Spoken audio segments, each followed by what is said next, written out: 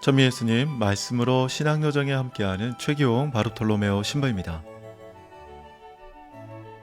저는 강론을 시작하며 가끔 신자들과 웃으면 복이 와요, 성경을 읽으면 복이 와요, 미사에 참여하면 복이 와요, 사랑하면 복이 와요, 이와 같은 말을 함께 소리내어 말합니다.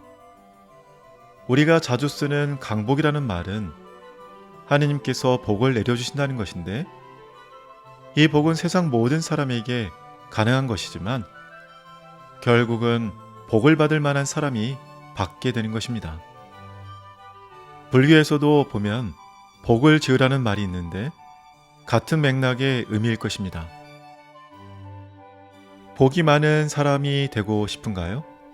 그러면 복음대로, 곧 복된 소리대로 살아 복 많이 받을 수 있는 사람이 되어봅시다. 오늘 말씀 산책은 영적인 빚을 갚는 것에 대해 묵상합니다.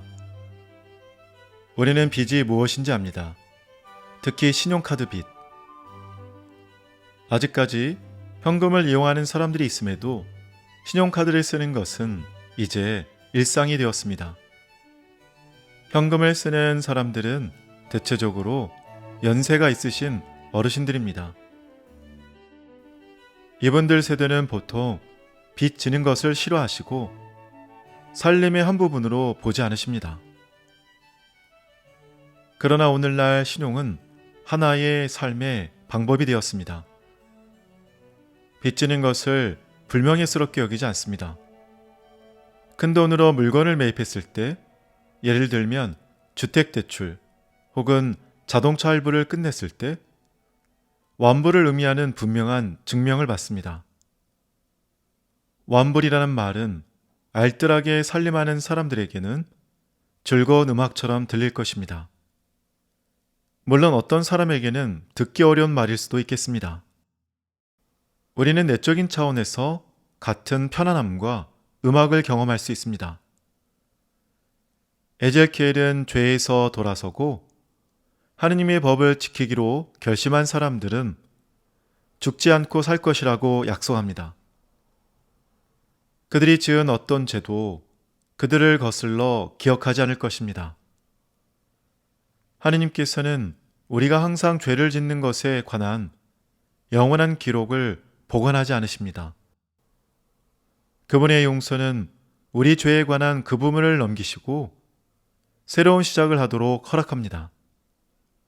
그것은 우리가 받은 용서가 예수 그리스도의 공로로 받게 된 것이기 때문입니다. 주님 속죄의 죽음은 우리가 범했을지도 모를 죄들을 깨끗이 씻으셨습니다. 주님의 용서는 완전하지만 우리의 용서는 그렇지 않습니다. 우리가 사람들을 용서했다고 주장할 때 보통 우리에게 끼친 해에 대한 분함과 우리에게 한 거짓말들, 그리고 우정에 대한 배신 등은 남아 있습니다. 분명 주님 앞에서 우리의 죄 때문에 준 상처를 회복해야 할 의무가 있습니다.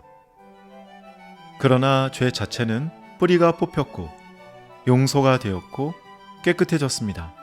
하느님께서는 계속 과거를 꺼내지 않으십니다.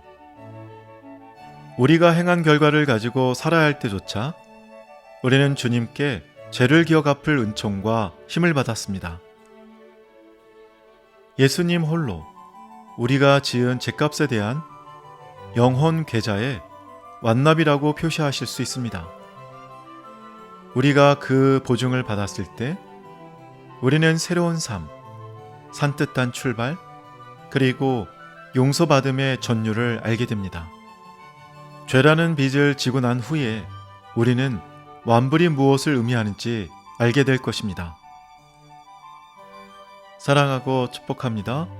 좋아요와 구독은 사랑이고 전교입니다. 감사합니다.